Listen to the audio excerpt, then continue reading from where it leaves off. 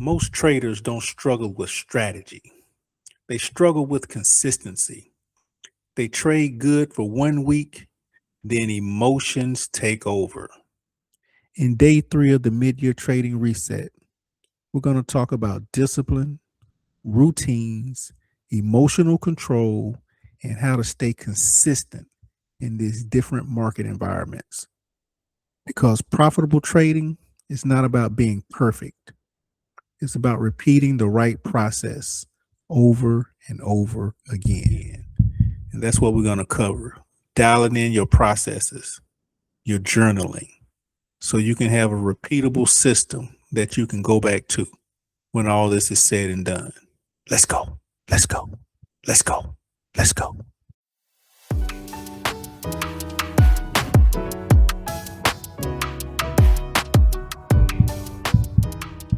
All right, how everybody doing? Welcome to day 3.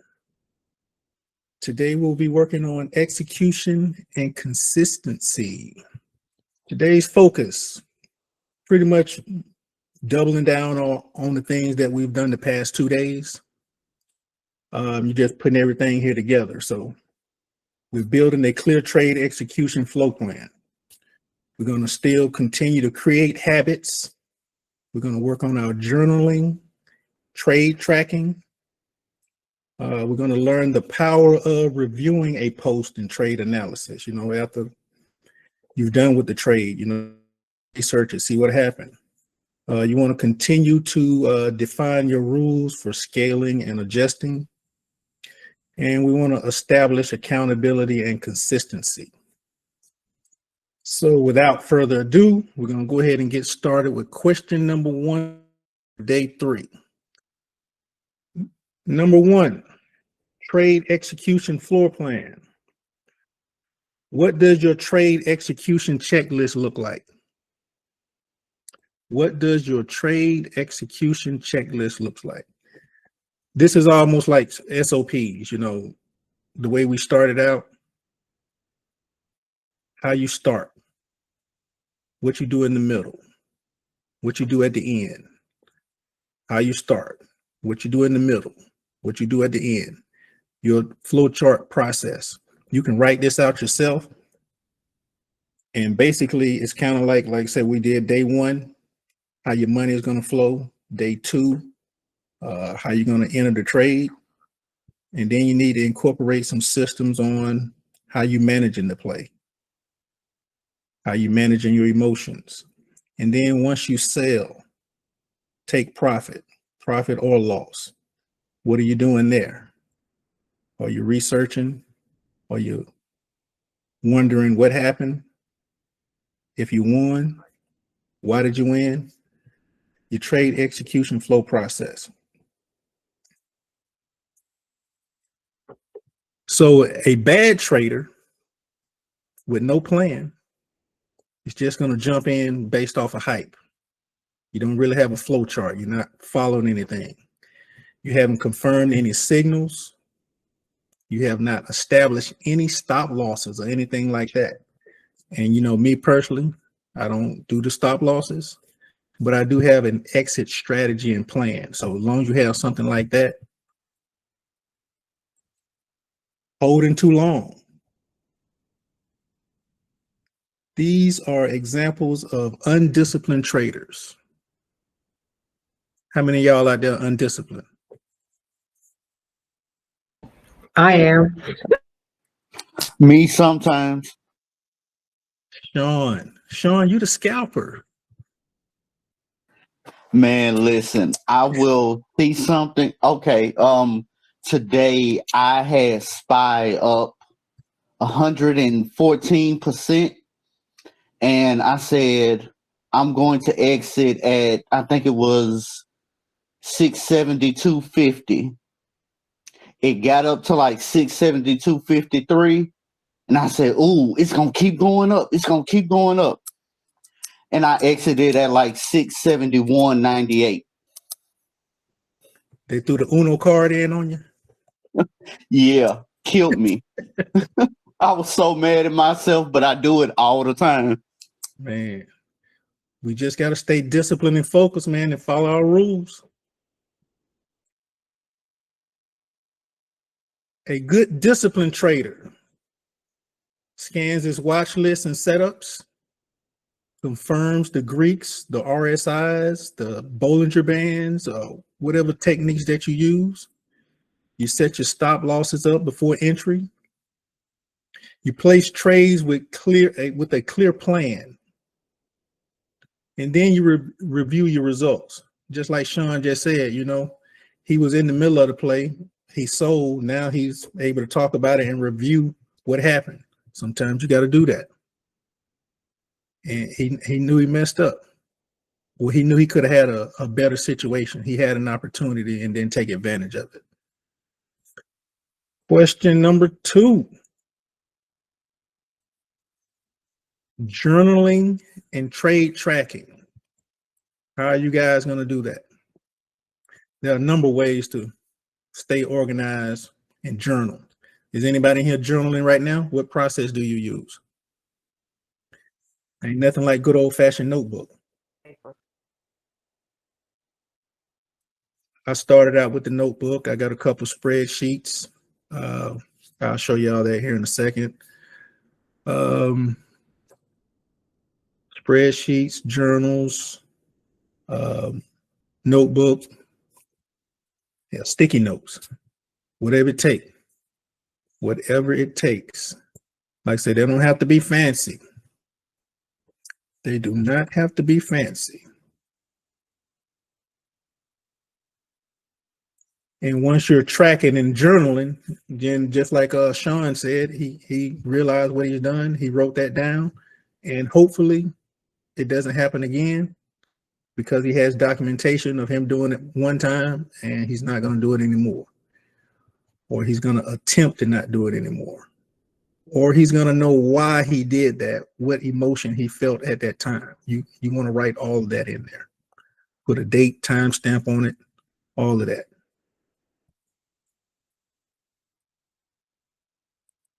Question 3. We want to review and post-trade analysis. How do you celebrate your wins? How do you celebrate your losses?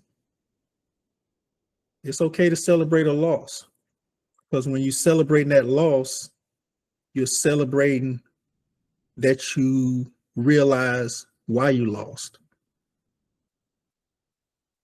And once again, that goes in your journal. You want to put a magnifying glass on that analysis. Deep dive. If you won, why did you win? If you lost, why did you lose? How many in here have lost more than they won so far? It's okay.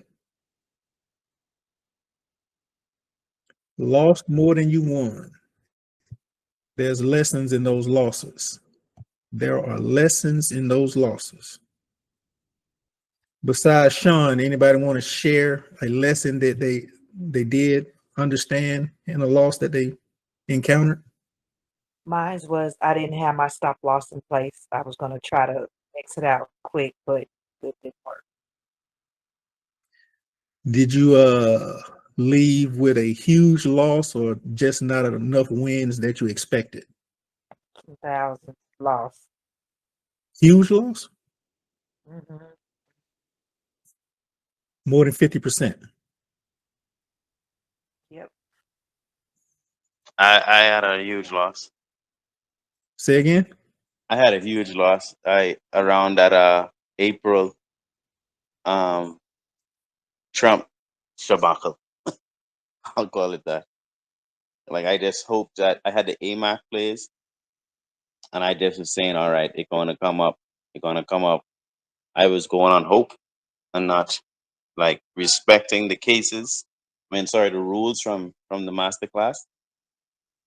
Now, on y'all losses, is it that y'all ran out of time?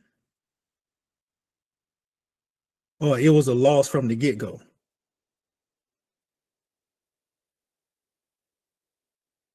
No, it's just the market flipped upside down. It got to 80%, and I just was like, man, I gotta come out of this. Okay, you went on and cut it at 80%? Okay. Yeah, and I vow I'll never let it get back down to that again.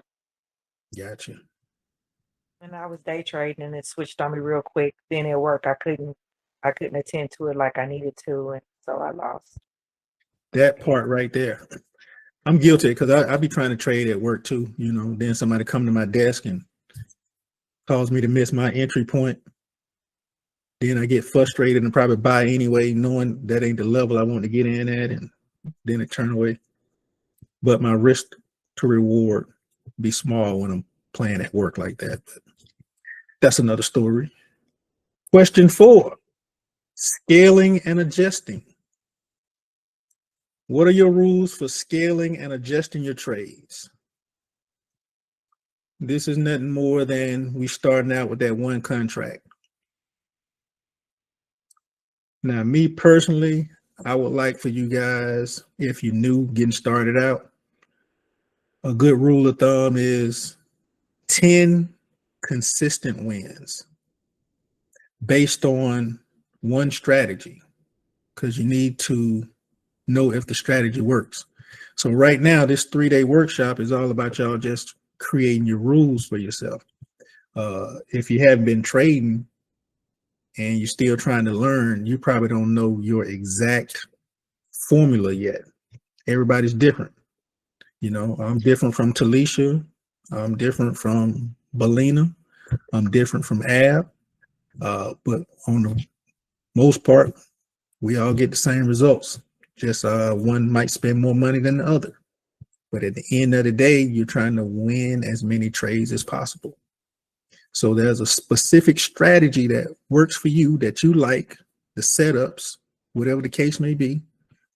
When you figure that out, try to get 10 consecutive wins. So you could get 5 and lose 2. You got to start over.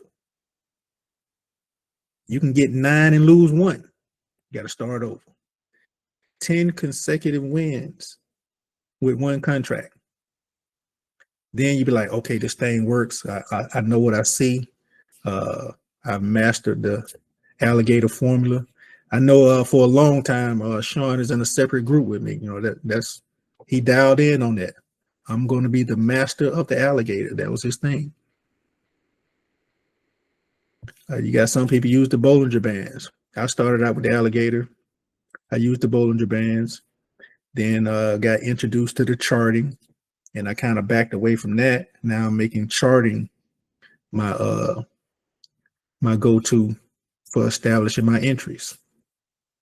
Because that at the end of the day, that's all these tools are. You know, you're establishing, watching the market, watching the stock, and looking for a buying opportunity. That's going to be a profitable opportunity. That's what those tools are supposed to help you with. So once again, once y'all figure out a style, a strategy that you like, that's going to be easy for you to execute, get 10 trades out of it. 10 consecutive wins.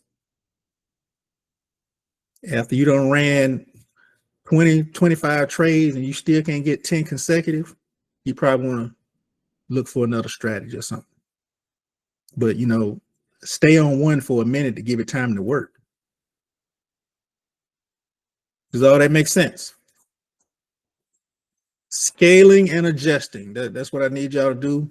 10 consecutive wins with one contract. Then you feel like you've mastered that system. Boom, let me get 2 contracts.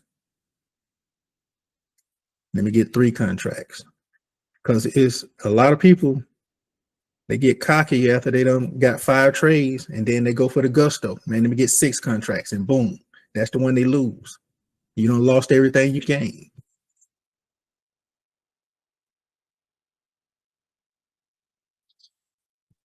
So that's all we're trying to do there. So that's why I just recommend 10, if that makes sense. Once again, you can set your own rule and do more. You can actually say, man, 5 and I'm good. Like I said, I just recommend 10 with the way the market's going. 10 consecutive. If you lose 2 in the middle, you start over until you get 10 consecutive. Or if your rule want to be 5, 5 consecutive. If you lose 2 in the middle, you start over until you get 5 consecutive. That would be my strategy for you there.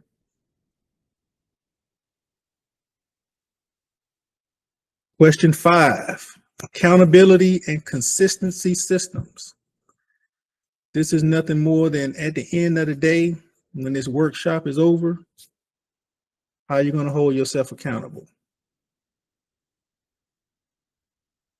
Your journals, groups, partnerships, trading buddy.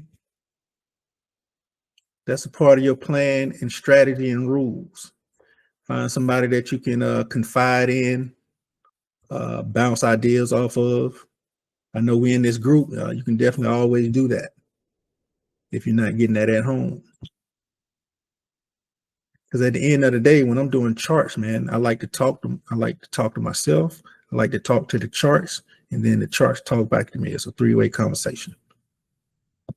Questions, concerns. All right. I say everybody got access to their brokerage account. So what we're going to do now is go through a scenario, put everything together. Right now, as a group, we just inherited 25K.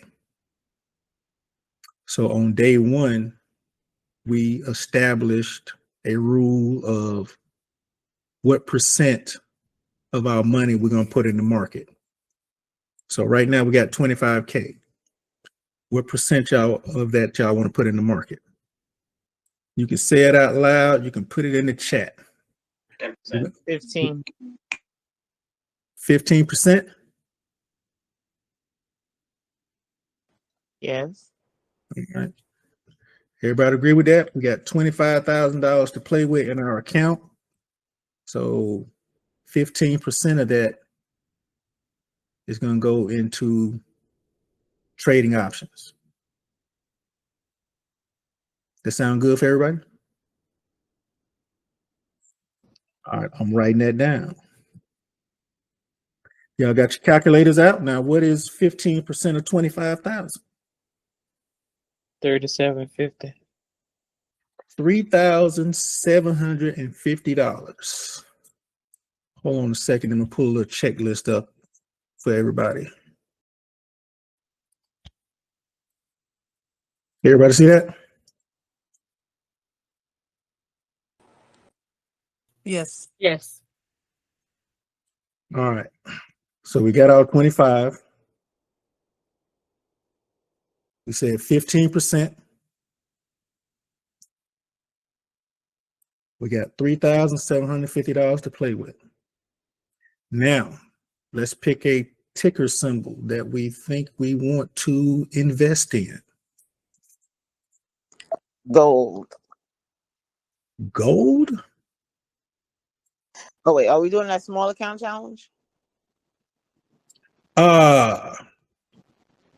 Whatever y'all think $3,750 can do. We come and collect. It can get you an NVIDIA play too. Say again? I said it could get you an NVIDIA play. NVIDIA? Mm-hmm. APLD. APLD? And maybe BBAI. BBAI.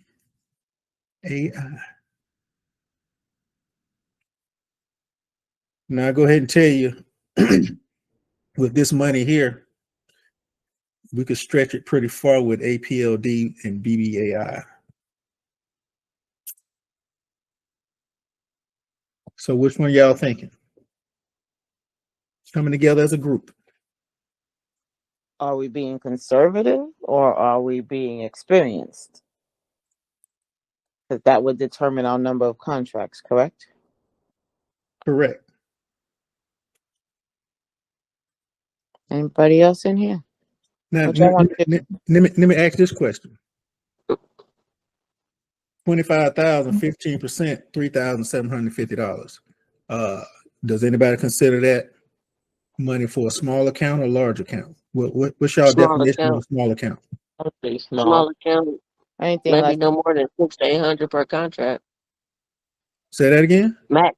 I said small account, but max like 600 a contract. But like you said, BBAI, they're smaller. You might could do 300-400, but small account, I would say. So what's a big account to y'all? What, over 10 grand?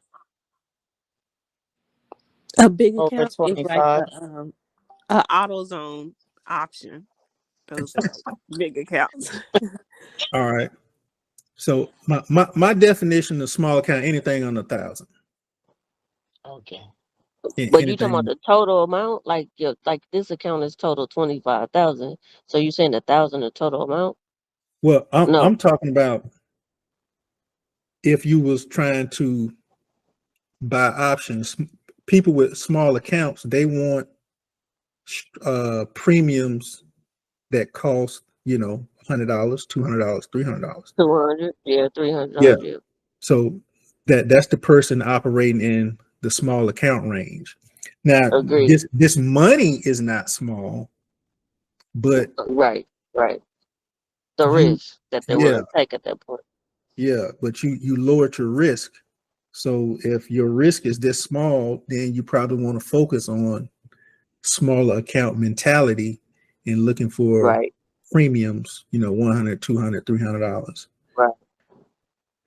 I was just gonna say, I don't know if we're going with the smaller account mentality, but the NVIDIA 200 call for January 2027 is $34.03. So that's, Uh, I too mean, high.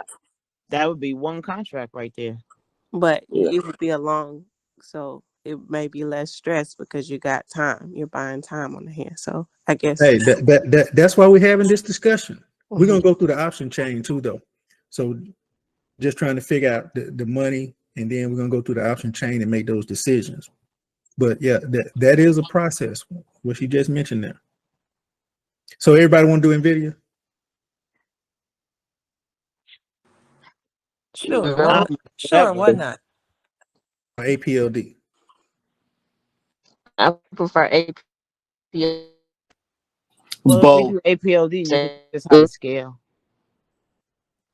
APLD. Okay, boom. We got our ticker, APLD. Now, we want to work on a strike price. But before we can work on a strike price, we need to do some research. Here's what I want y'all to do for me. Say again? I'm sorry. I thought I was on mute. No. So right now I am going to share my bar chart screen. All right, can everybody see that? Yes. Yes, Yes. sir. All right, this is what I use to chart when I'm on the go. It's real quick, simple, and easy. Once again, it's all about the tools. If you use TradingView, if you use Webull, all those things are fine. Whatever you need to use to hone in on your research, that's what you use. I have Thinkorswim. It slows my computer down, but when I got time and I turn everything off, then I dial in and really do some deep analysis.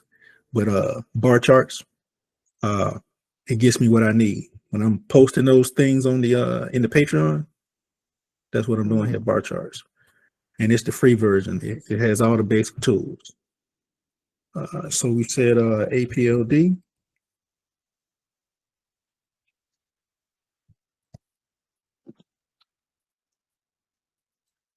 Full chart. Boom, I got candles. All right, what's the first thing we need to do? Right now we're trying to establish a strike price, so we trying to also establish an entry. So you got to do a little charting or whatever the case may be. So I'm gonna run through a few indicators that you might like or might not like. We will start with the Bollinger Bands. Anybody use that before? Yes.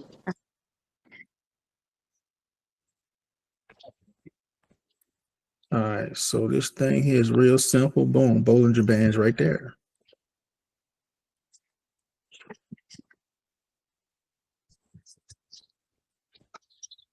Now, basically with the Bollinger Bands, for quick, simple context, this line in here in the middle is the average. The average. This is your resistance, and this is your support. And it just rides. And all you're doing is looking at these candles here. So right now, and once again, the resistance is an average. So that's why it's constantly moving. If you're doing trend lines and everything like that, you're setting a solid resistance level and a solid support level.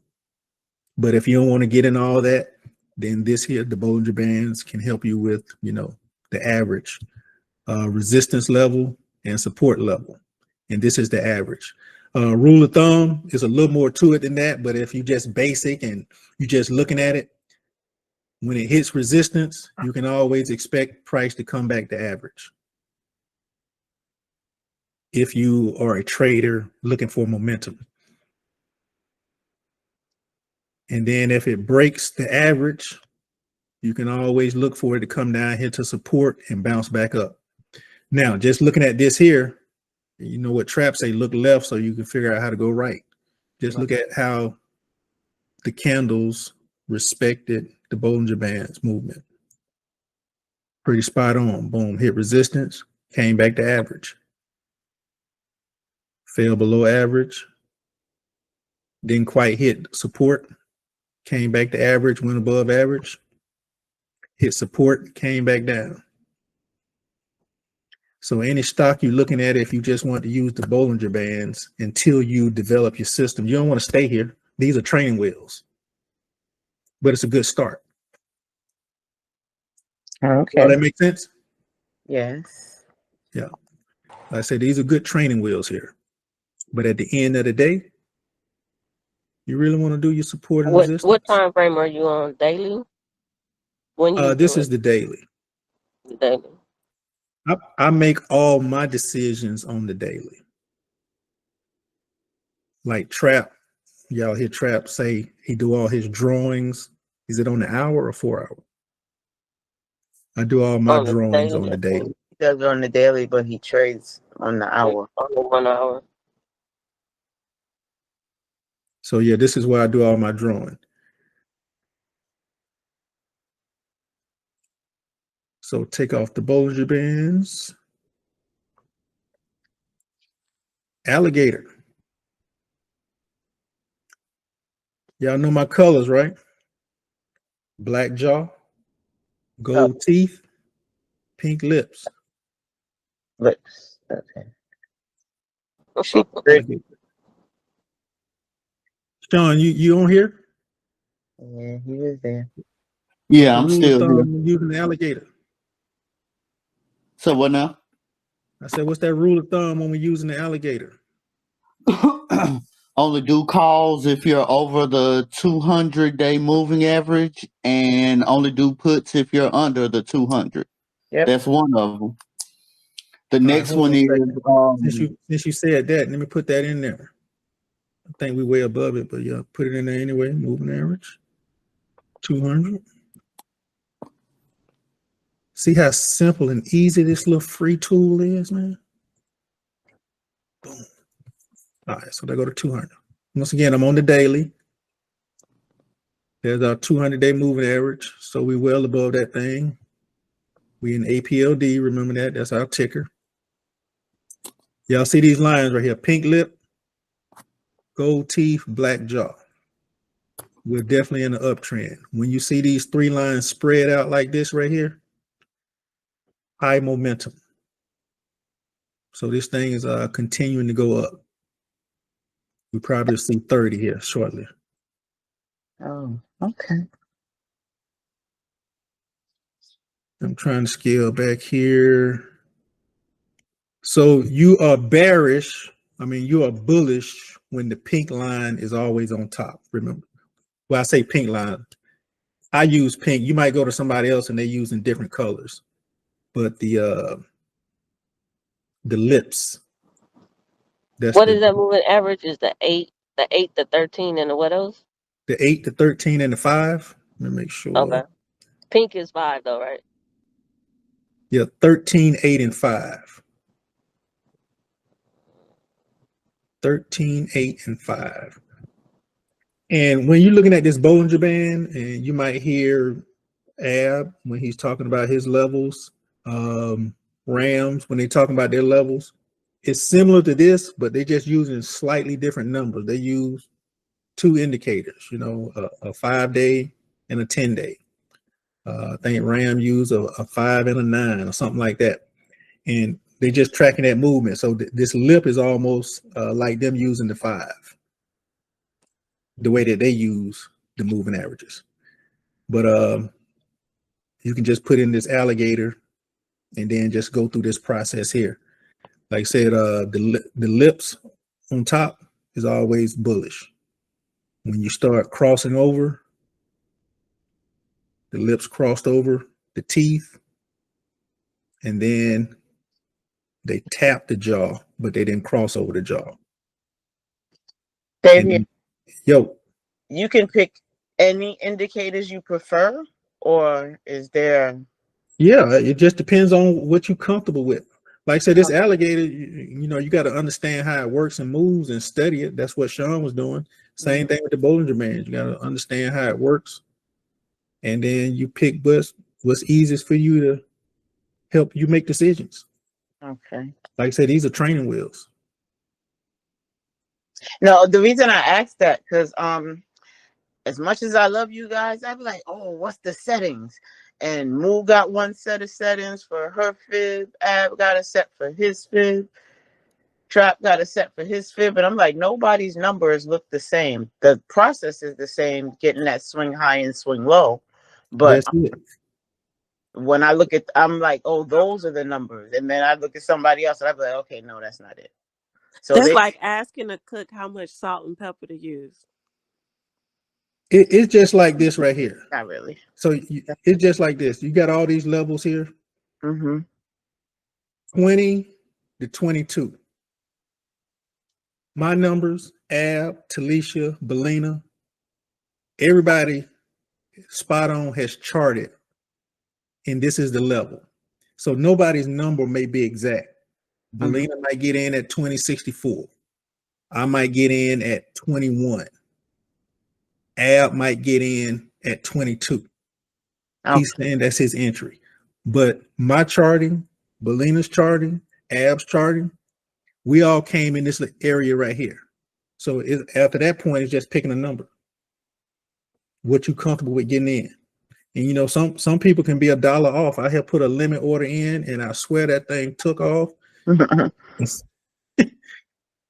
Hey, Belina might have got in, and I missed my entry. Ab might have got in, and Belina missed her entry because we're $1 or $2 off. But we in that range. It just depends on buyers and sellers bringing it down a little further to get everybody in, or so after that, you just got to be comfortable with your decision. But these tools and anybody's charting techniques should get everybody in the ballpark. Now, some people just jumping into plays, ain't looked at anything. And before charting, I would look at this. What's the all-time high right now? Thought it was up here. 28, is it? What is it? 28. All right. So before charting, my rule of thumb was 15 to 20% off the high. Whatever that number looks like, that's my strike. And I'll set an alert and be done with it. Nothing wrong with that either. But you could get in too early. It could have some down pressure, but then that's what trap system was. Buy more time. So if you do get in too early, you got time to recover. You just probably got in, you know, a few dollars too early, still got some more downside pressure. But charting is supposed to help you dial that in a little more. Right. With a little more precision. But before charting, a certain percentage off the high, or, you know, looking at the momentum, watching the news, picking your strike and entry, what you feel comfortable with getting in. and then execute. All right, so those little tools right there should be able to help somebody establish some type of formula for yourself. All right, we'll go ahead and get back to it. What we're supposed to be doing is APLD, trying to find us a strike price, and then we'll go to an options chain and look for the price. That sound about right? We're back on track. Yep. Anybody in APLD right now? No, not I. Those contracts are way too high right now. For APLD? Based on Janelle's going to E-Trade and checking out the contract. The premium.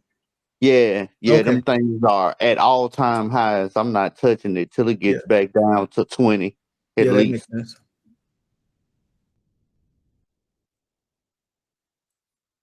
All right, so this is what Belina was talking about. This is the 9 and the 20. So as long as we are above the 9, we still bearish. bullish, and then the uptrend. But at some point, we want to establish an entry point. So right now, if you're trying to do a call, I probably wouldn't recommend getting in, but you kind of want to know your levels on where you could possibly get in.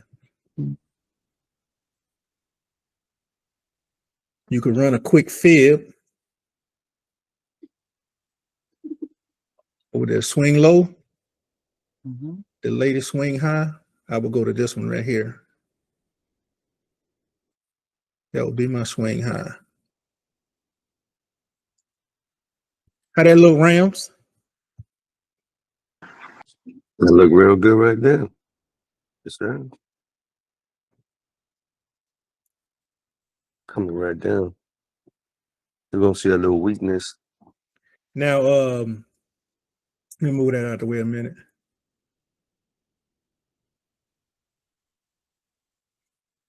Now, even though this is the high right now, we still need a pullback. So that's why I went with this high, and then we had a pullback here. And I went from this swing low here with my fib.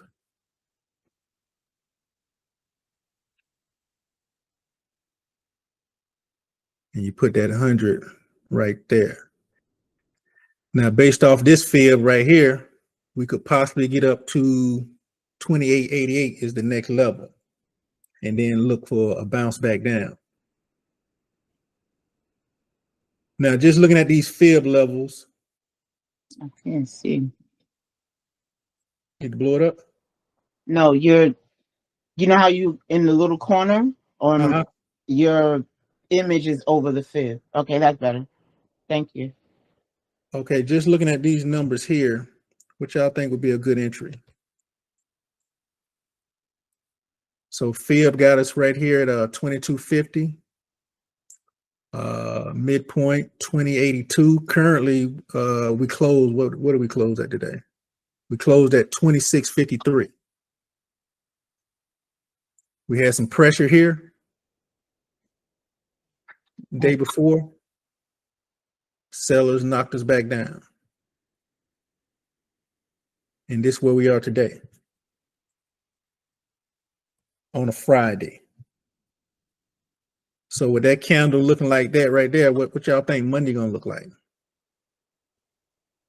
We're gonna open at the same levels. We're gonna gap up. We're gonna gap down. Gap down. Gap down. Why you say down? Is that Joshua? Why you say down? Because of the doji looking candles? And it was done. Yeah. Okay. Was it long wick? Is that why? I would call that a dragonfly doji. Rams, you're a candle expert. How would you look at that one? It got wicks on both ends though, but the bottom one's a little longer, right? Yeah. Still got volume in it. I would be patient here regardless and expect a pullback at some point. I wouldn't worry about what happens on Monday. Really, I would just watch it Yeah. and wait for at least a nice little pullback into that. Go highlight that big candle, the third in the back. Right here? That right there, yeah. Yeah. Just look at that level right there on that candle. Somewhere in that level, it's gonna pull back 24.37, 24.60. I will wait for somewhere around there. Yeah. Even if it runs a little on Monday, don't That's even what I'm follow the thinking. They're hype. gonna run Monday based Yeah, off this candle. it could because that strength coming right back. That volume still look good, but Yeah, I it wouldn't might touch chase it. that 28.88 and then Yeah, start coming back down.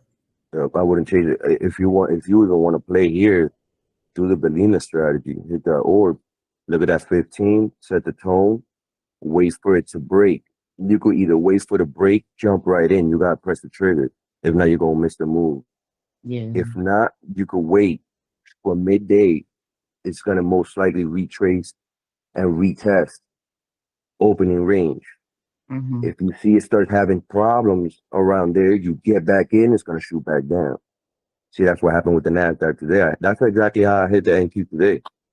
I hit the orb on it. And I waited for the retest myself because I needed a little more confirmation because the market's been going crazy. So I just waited. I was patient. I was like, if I don't even hit nothing today, I won't even hit it. So I made sure I waited for the retest. Sometimes I go right on the break. It just depends on how I'm feeling. But I would wait here unless you just want to trade. You could definitely hit that Bellina strategy. That was the gem right there. Not the Hey, Bellina hey, this is a strategy. patient This man's was the game, trade. like I'm everybody else say. patient. Get that. All right. Yeah. Now I gotta step in because this is what I do. I always watch pre-market. No matter what it's doing right here, once pre-market come, it changes. I don't even look Friday. I mind my business on Friday. Monday morning at 9 o'clock. Sometimes I get rowdy and do it at 9:20 if I feel like going to get some Starbucks. But it will literally show you by 9:25 if that 20 EMA is over top of that 9 EMA, that shit is coming down.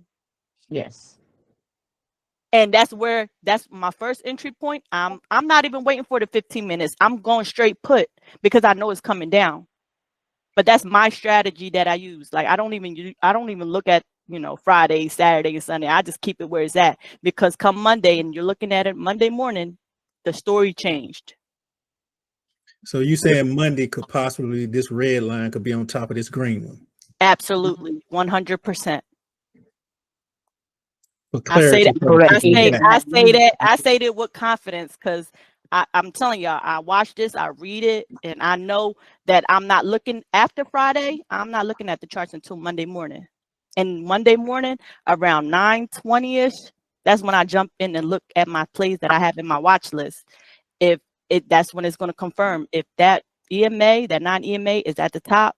It might run, but I don't trust it because every morning it always goes up a little bit and comes down. But that's where my day trading mindset come in. I go and play with the little small and mid caps, and then I come back and I check it out. But with Tesla, you don't even got to think twice because that thing move up, that thing move down. You already know what you're going to do. But these ones, you literally got to sit there and watch it. And that's why these are not my preferred ones because I can get in the same play with the same amount over there where it's moving, if that makes sense. Yeah. But no, she's not wrong. That 9 EMA is EMA though. The 9, you see that thing above or under, be careful because that's the move. That 9 will tell you right there. That 9 is a straight magnet. Like Yep. you see the 20, it'll go far from the 20. So you want to get in when it retests the 20, whether it may be going down or up. You got to wait. You got to be patient for that thing to get away from the 20 and come back to the 20. But when you got that 9 is calling it all day long on the hour, on the 30-minute, on the 5. If you got an alert on step for the 9 EMA crossing either way on the 5-minute, your phone gonna be going off all day, because she's gonna come retest, bounce off, and then eventually she's gonna break, boom, trend change, BOS, boom, it starts, and now midday range, it start grabbing liquidity from the day's range. So it'll start stealing money from down here on this last candle over here. they'll start stealing money in the top bank. So now you don't even know which way because it start confusing you midday, and then the move continue.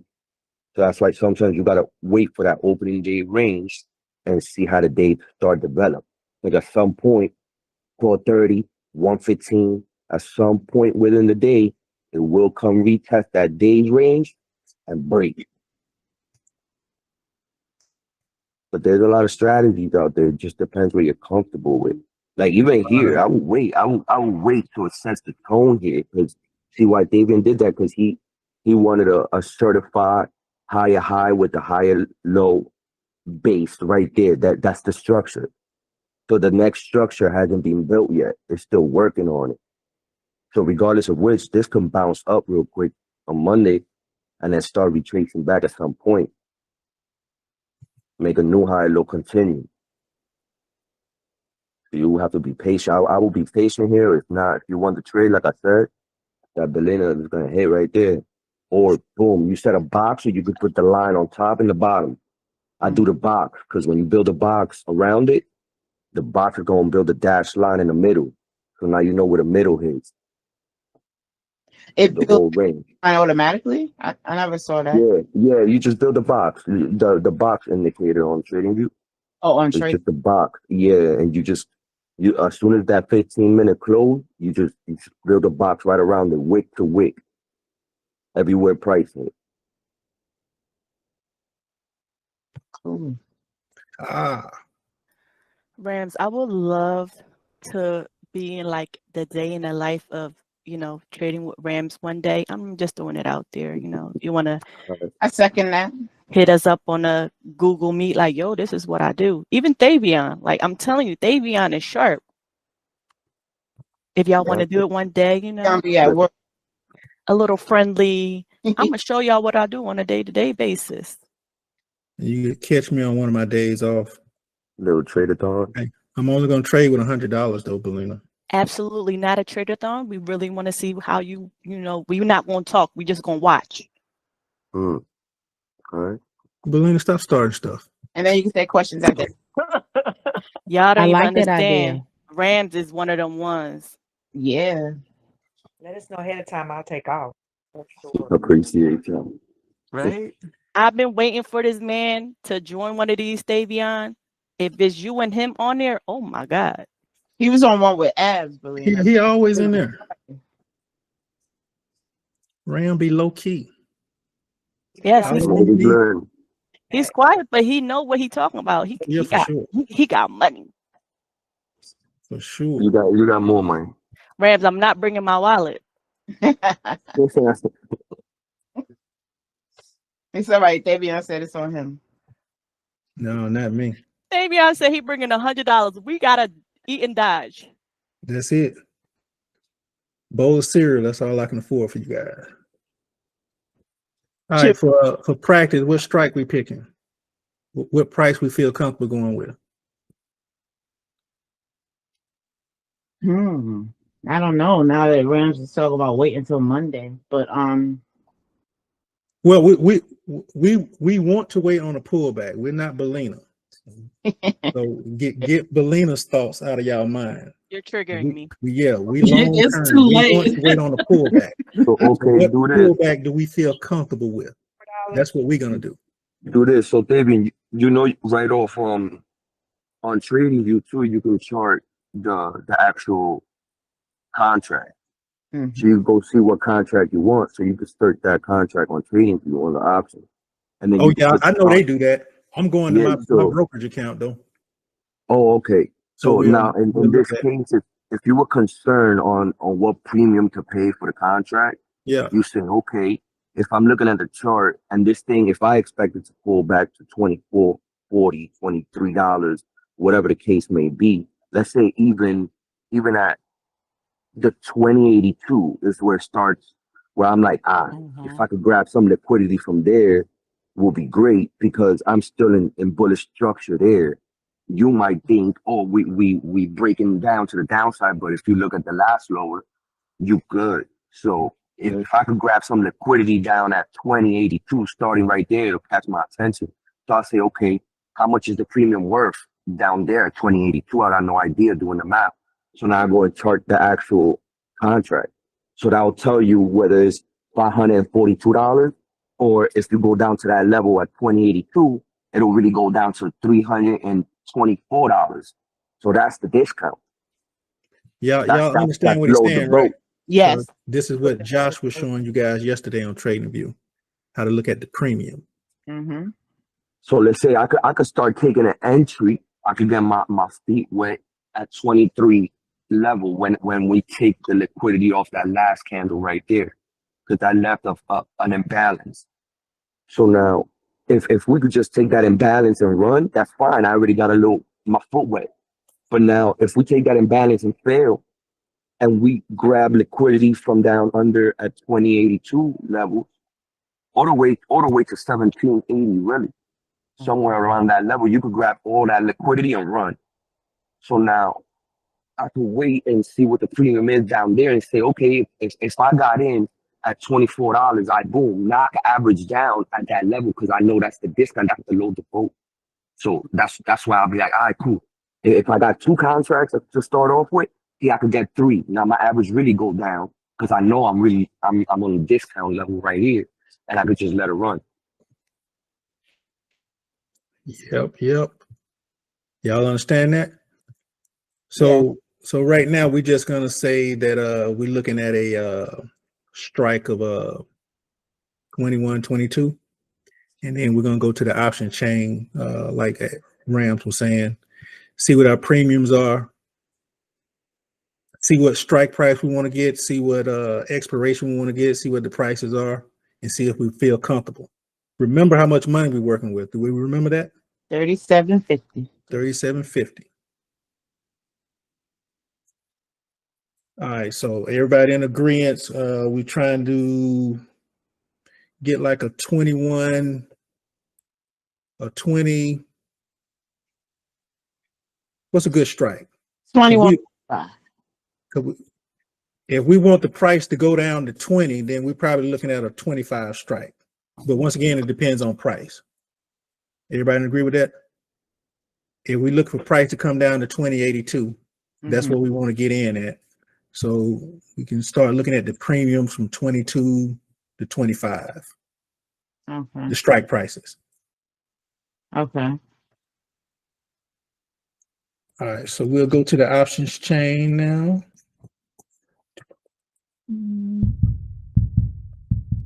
Y'all see my screen? Yes. What you see? Yes. October 10th, 2025. A big public at the top. Something that looked like a door versus a gas station. I can't see y'all. Where did y'all go? Party over here. Are you on the E-Trade? No, he's on Schwab. Schwab. Oh, Schwab. Okay. He's on his personal brokerage. All right. Oh, there y'all go right there. Okay. It's on the same page.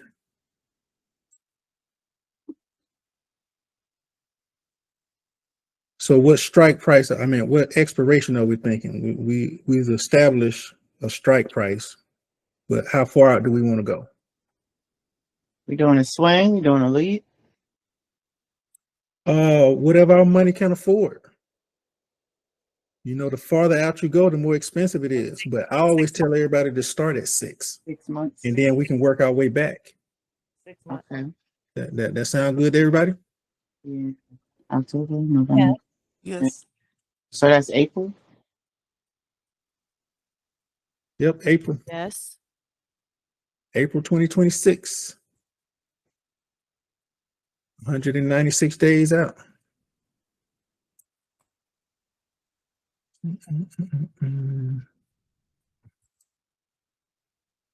All right, so right now,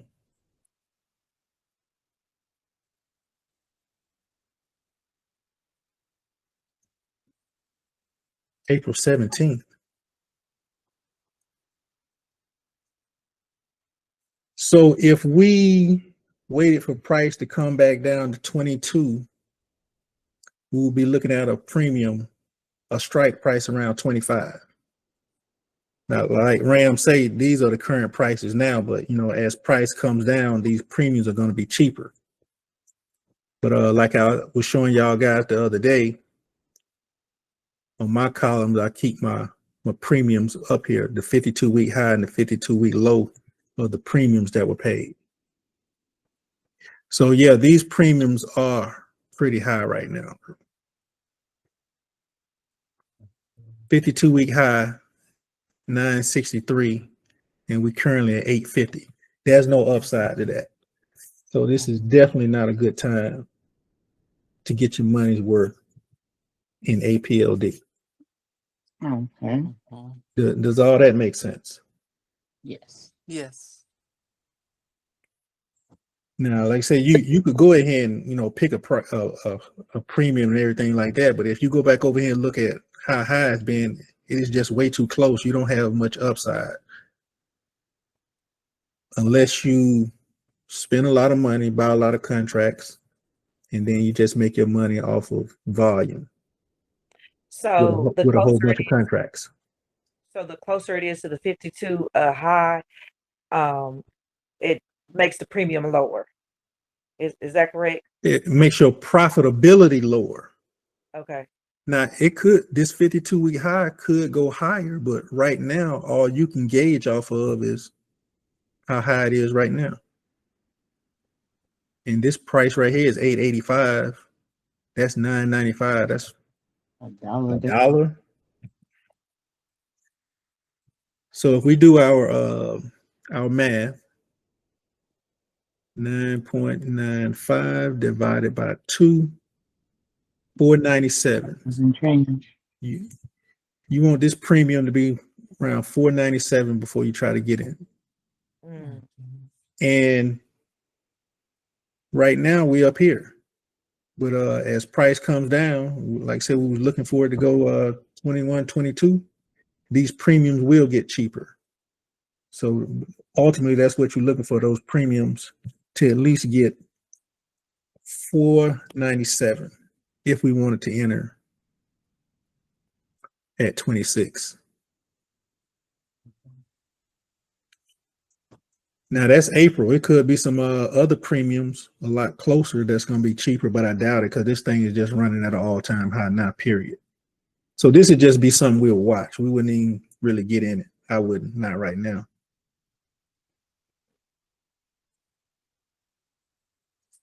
But just in case you wanted to make a play,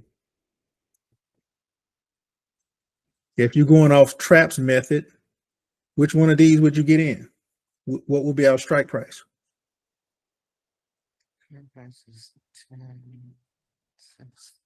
30. 32? 30 or 32? 32. I say 30. The volume is what, 98 or something?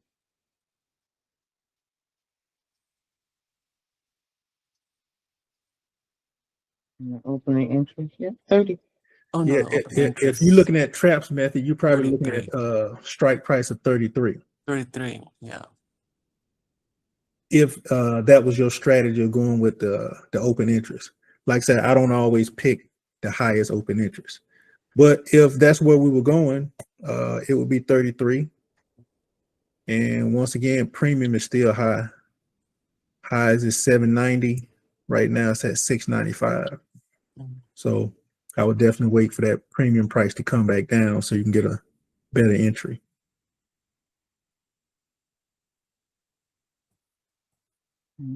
Now, all that means is this area right here is pretty popular. We probably could go farther out and the premiums are a lot cheaper because nobody's playing them. So let's try January 2027. I've been playing in 2027 here lately. We can still go with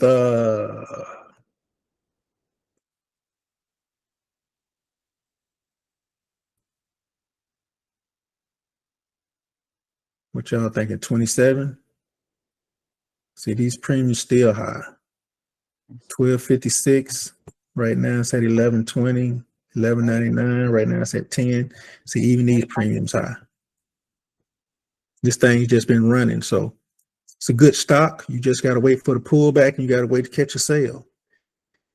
You can't be jumping in too fast. This is where the patience come in at.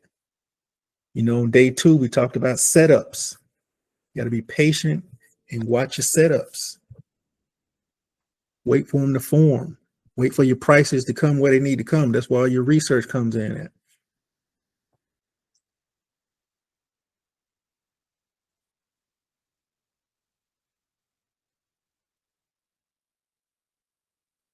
So I don't like any of those. Everybody in agreement? Yes. Yes. So Yeah. for the sake of time, I'm just gonna jump into a new options chain versus going through the charting piece. Okay. And we will check out BBI.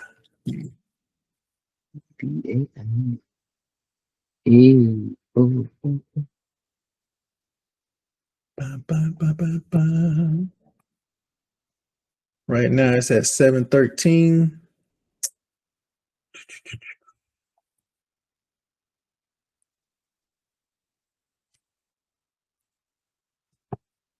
Six months out again. April. It was April 17th. Yeah, they don't have an April option, so we'll go March. Dun, dun, dun, dun.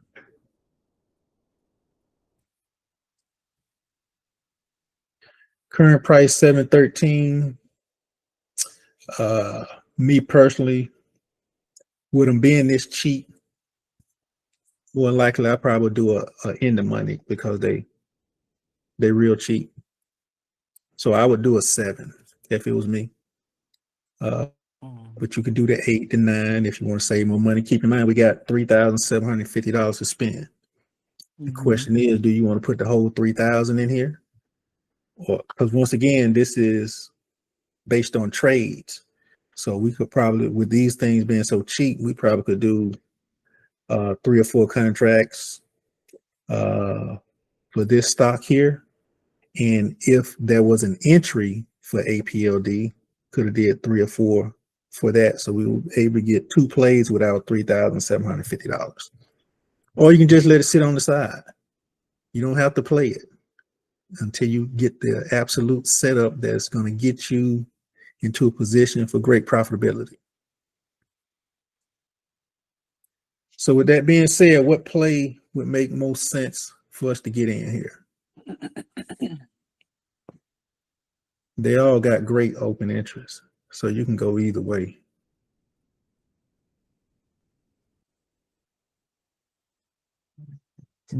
Six, 7. And they look to be on sale on the premiums.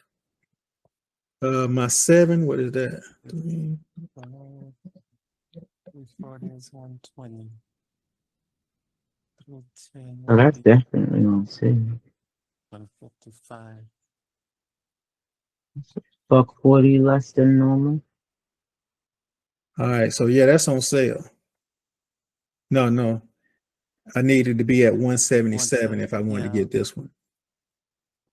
215. So if I wanted to play that one, I probably put in a limit order because we're not far from that. That can actually happen. 215 down to 177. That can happen in a reasonable amount of time. So that pullback could happen.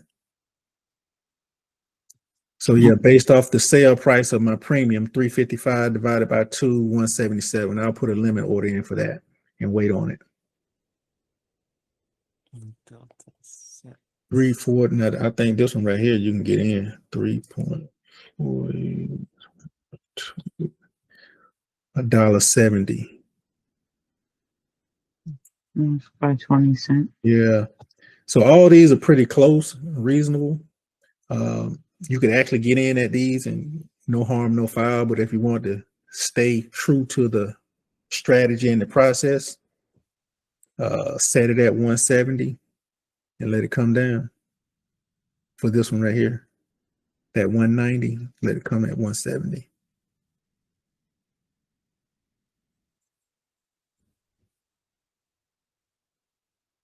So are we in agreement with a strike price of $8? Yes. Set our limit order for 170. 70. Mm-hmm. Yes. And All right, so how much money we want to spend out of our $3,750?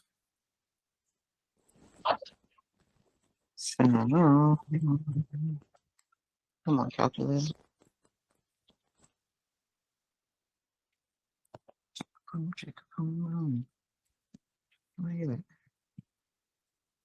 Or are we already experienced and we're scaling our account, or are we still new and we're going through the process of one contract until we win 10 trades? What are we doing? So yeah, one contract is $170.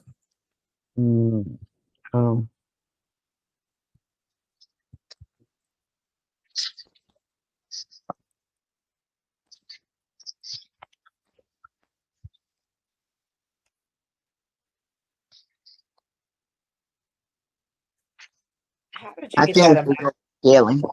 I'm sorry. How did you get that amount again? You took 340 divided by 8, was it? Say that again. Divided by 2. By 2?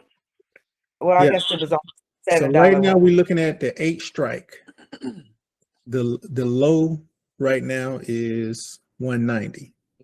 But the 52-week high that has been paid for that one is 340. So yeah, we would take that 340 and divide it by 2 to determine a premium price on sale that we're comfortable with paying. Okay, thank you.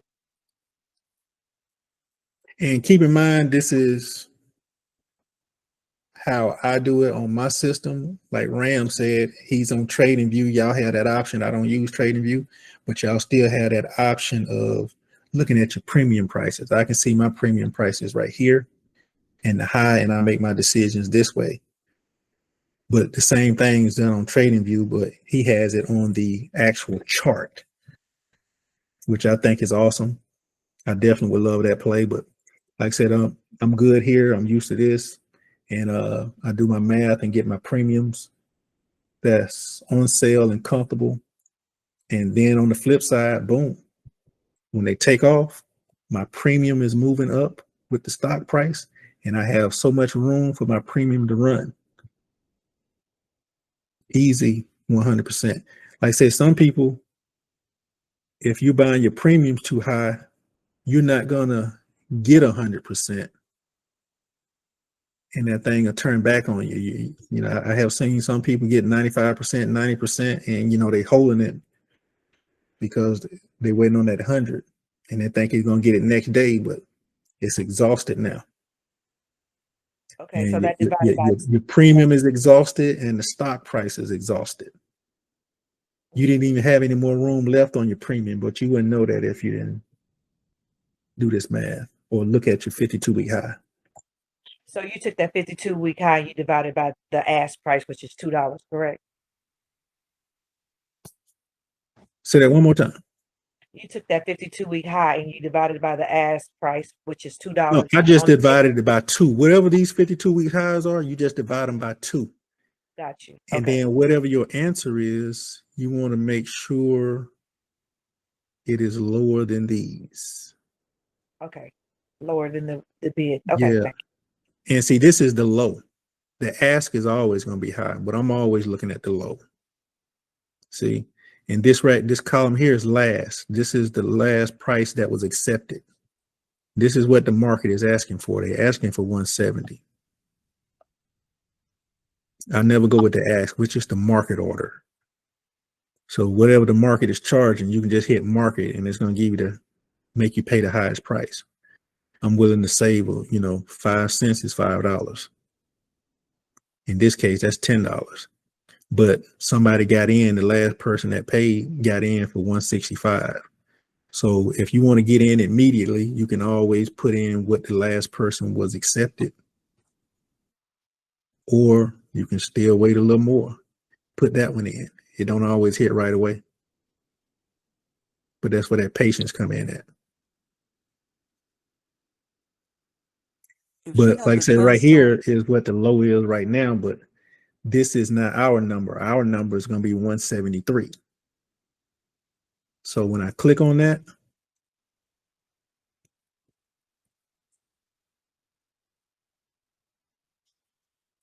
buy to open, all option, that is what was in there, but that's not the price we choosing.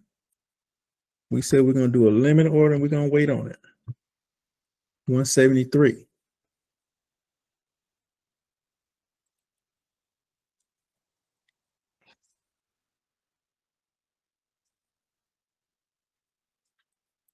Now me, good till canceled.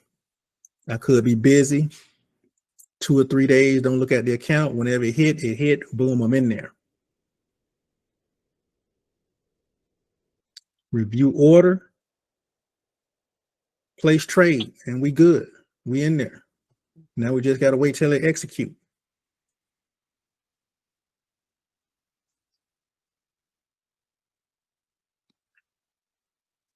Does all that make sense? Any questions on that? No. No. Does all that math make sense? Anything that Ram said, Belina said, I said? Clear. Different strategies, different processes to get to the numbers, but overall, we all looking at the most profitability that we can get in the trade. Questions, concerns? Speak now or forever hold your peace. Thank you. This was good. This was very informative.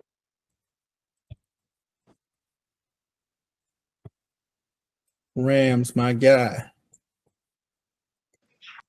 This was good, David. Thank you for your time, my brother. For real. Yeah, I appreciate it, bro. You know, I'm still learning from you. We learning from each other. Word. And I like that one thing I want to just touch on that you said at the end. We all got different strategies.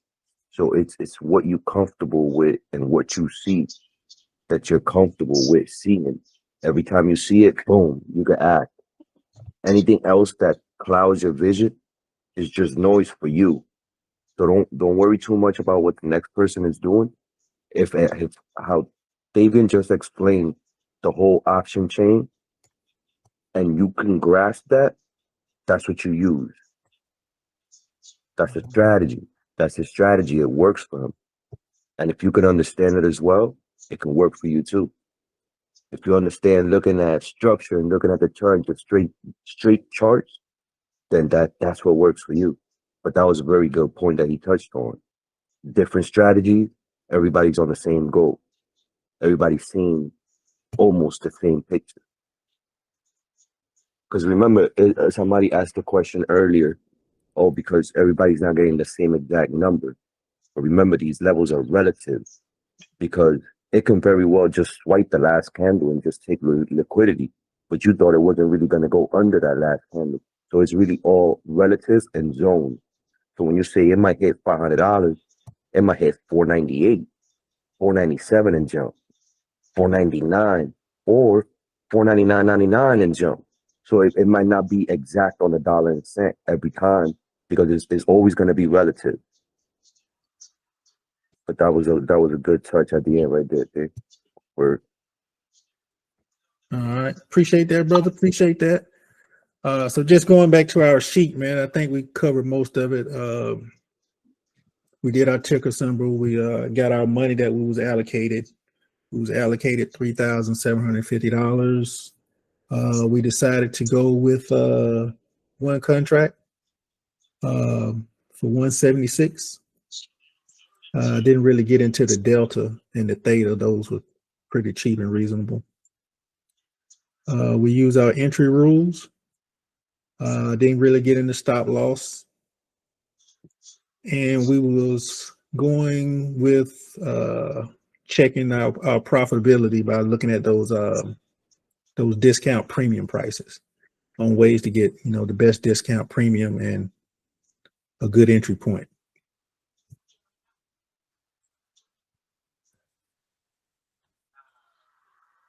Questions on that? Now, who think we should have spent some more money? Since it was so cheap, we got 3,000 to play with. 2 contracts. I would have went with 4. Oh wow, big money. We had enough? Yeah, it was only Big money.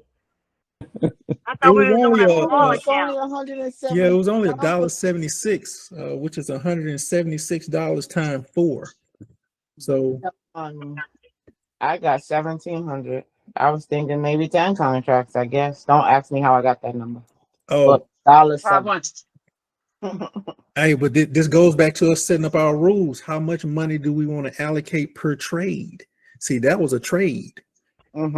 So we got $3,750 to go in options, period.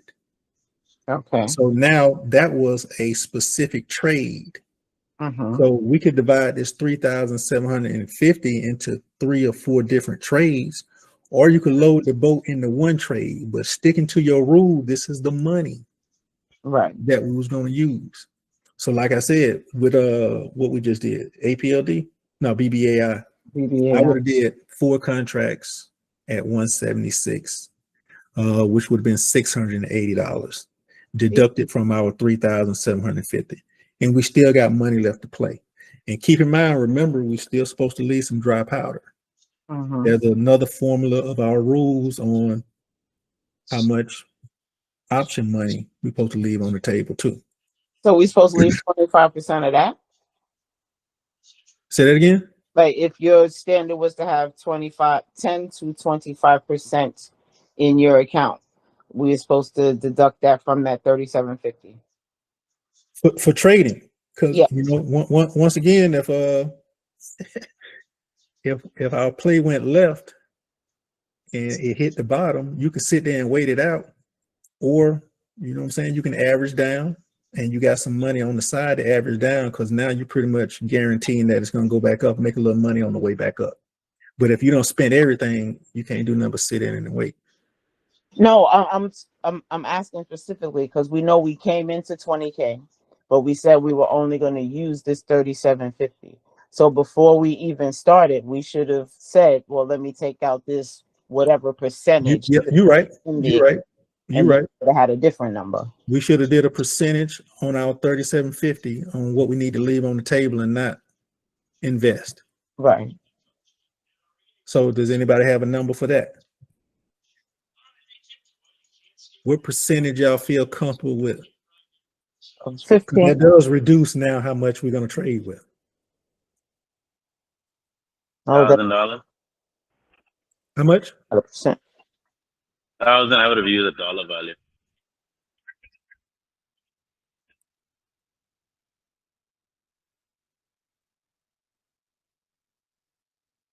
It would be 30%. Or close to 30%. 2%. That ain't nothing. What you buy with 2%? You couldn't run another play with 2% left.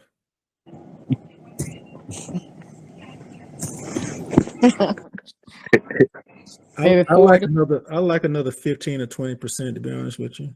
That's right. What they call psychological numbers. Yeah. So that was 15% of the 3,750. That will have us leave $562 on the table. 3,750 minus 562. Yep. And then that's what we left with trading. So we left with 3,188 and we spent 170. Yeah. So now we're down to 3,018. Exactly. When you actually real time, this is hard. That's my point. that's why we're here. That's why we're here. Because until you get comfortable and fast, I don't want you to be like Belina. See, Belina just see the stuff. You know what I'm saying? She can react. Just alone. But you got. That's why you should have like one Google Meet during market hours, so you can show us in real time. I'm just throwing that out there. Cause you that good. You know, I'm trying to help my people. Nobody trying to help said my I was people. good. I just want everybody to You great. discipline themselves Stop and it. act accordingly. Cut it out. Because it's Stop hard. it. It's hard. We Are we make on it a hard. Yeah, are we on a crunch time, Davion, or you got work tomorrow? Because I got a question. Go ahead. Like, how many of you guys in here actually took the options master class? Because what we're talking about, it will only make sense if you understand options and in the money, out the money, and at the money. So Exactly. if Davion is saying all this and you guys don't understand, is a reason for that, because the in the money plays, out money plays, and the at the money plays, those are totally different plays and totally different money. And you can, that's why I was asking, like, is everybody in, like, did y'all take the options class or the options course? Levine did. I'm good on that. Yes. Right. Okay. So Can that's somebody why, help me get it? I don't because know. Yeah, to be honest with you, I don't even like to coach you if you hadn't even taken the course yet. yeah, Can somebody help me that's get It just make the I paid for it, conversations but I difficult. haven't gotten it yet, y'all. I yeah, don't because know. they're gonna be confused at what you're talking about, with the option plays and all of that, if they don't even understand those three things.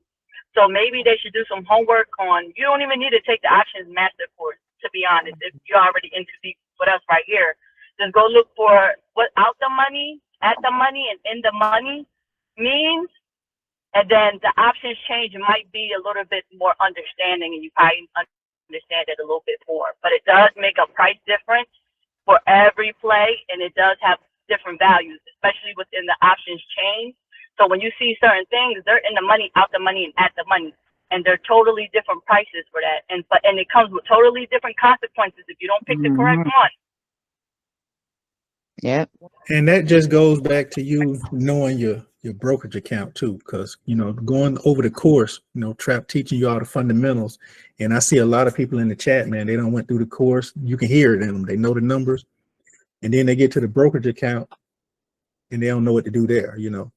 Limit order, sell order, all That the was other one stuff. problem I had Yeah, after doing it. I was like, how you give me all this information and then don't tell me how to make the trade? because everybody got different brokerage accounts.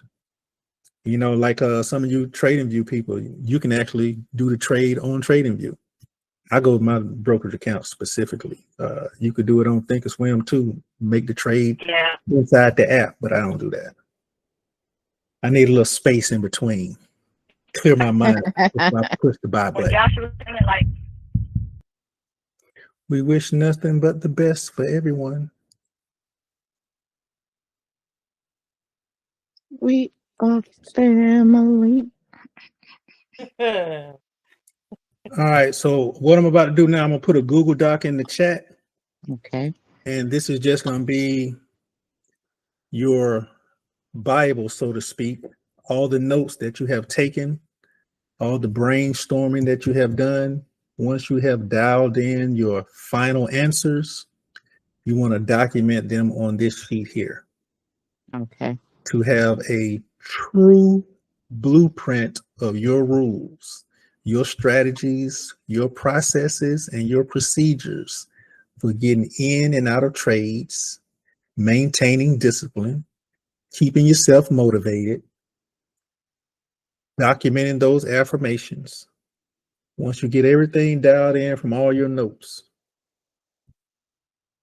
and you want to print this and write it.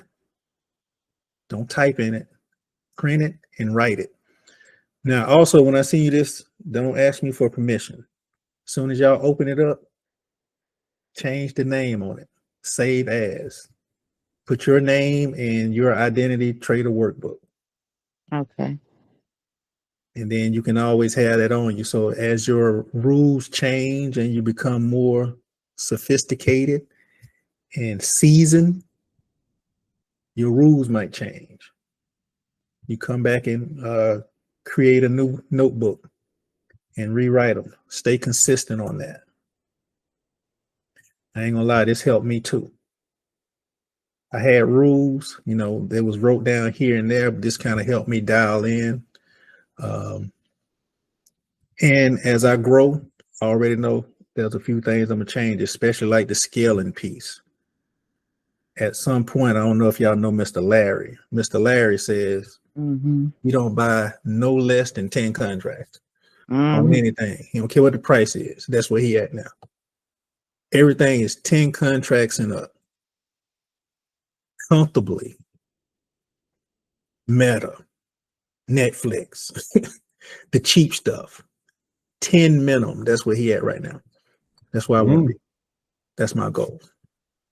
10 consistently, and don't even think about it. We can do it. We can do it. And when you build your watch list, you never have to chase because the watch list is key. That's another thing. I have a watch list. Oh, I wanted to show y'all this here real quick. It was part of the process here. Let me get this link over to you guys. Copy, chat. Let me know Does if y'all anyone can have, pull, like, do you guys have a watch list that y'all like? let me know if y'all can pull that up and So, save as your own. yes, I do.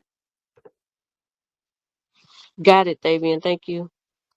All right. Can y'all see my screen? Yes.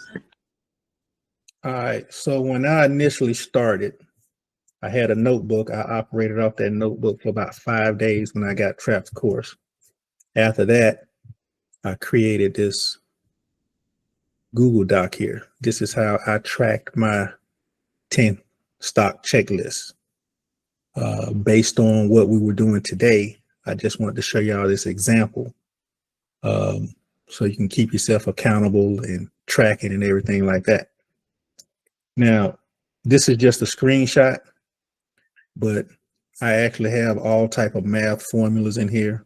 Everything updates in real time. So this just kind of give you an idea of when you're journaling, tracking, holding yourself accountable. This is something that you can set up for yourself. And like I said, it can be done on paper. I just put it, and it's almost mirroring the course. Yeah, I've been doing books now that I've been trying to figure out a way to get this live with the RSI chain and everything. So it'd be good if you could share this because I have a lot of books. You trying to do what now? Nice. I have a lot of books, right? This every time I go over with the formula over and over. Yeah. So I have like books and books and books. So I just never found a way that the RSI actually changed in real time.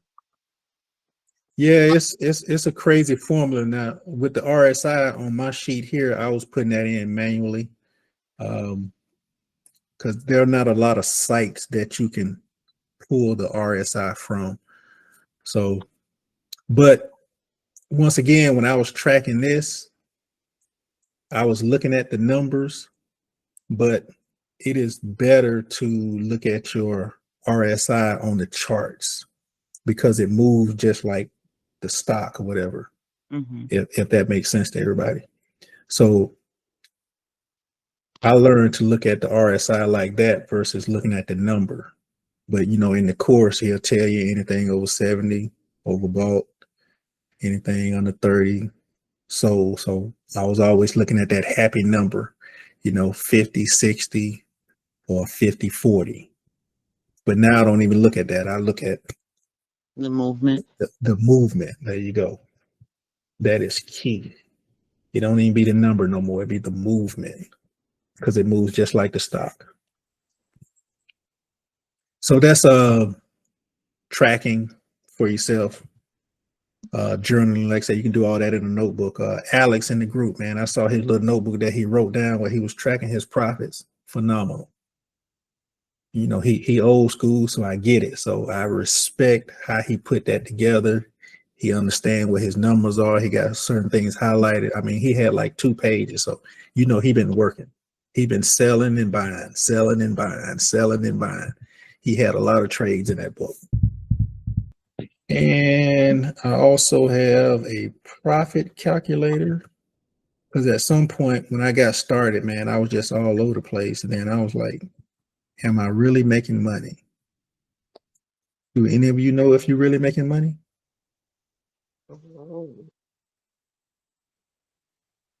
Am I really making money?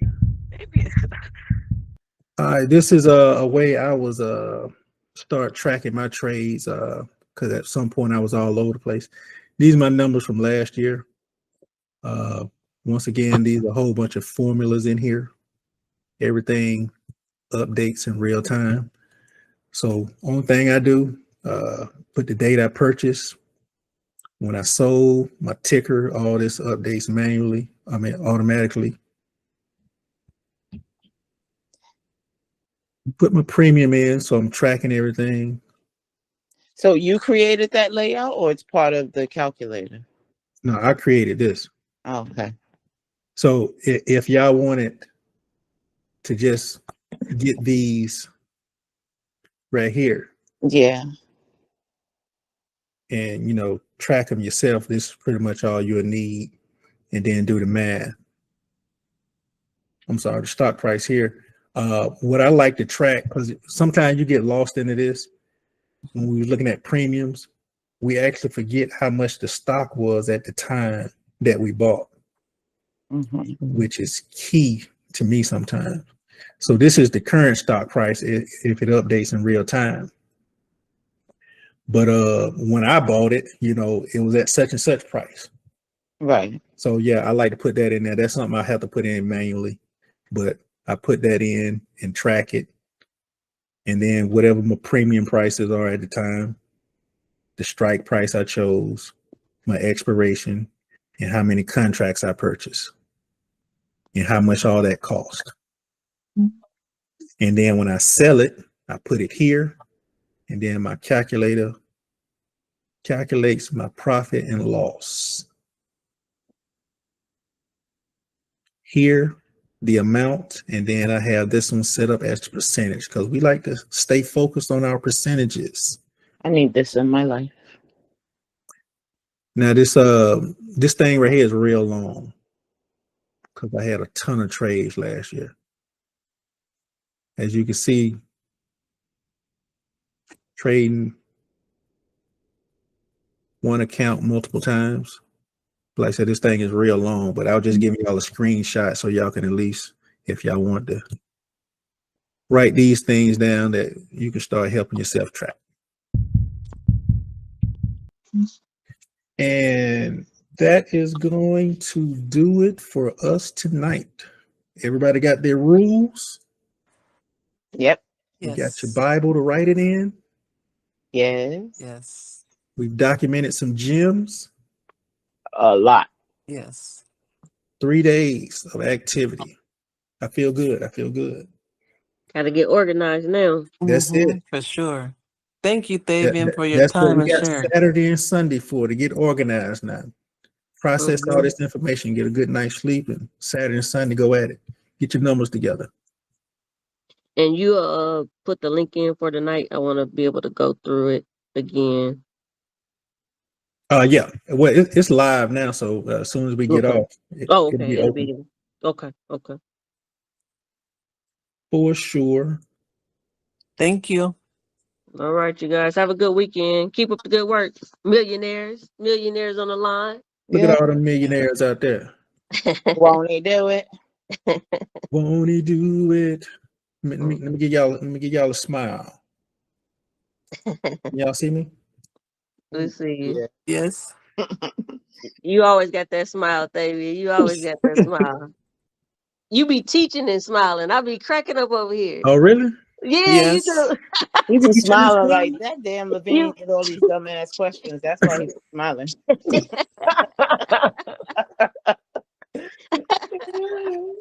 Y'all crazy. It's all good though. That mean he making all that money over there, y'all. That's why he be Exactly. smiling. That's why he's smiling. That's why He he's be smiling. talking, smiling.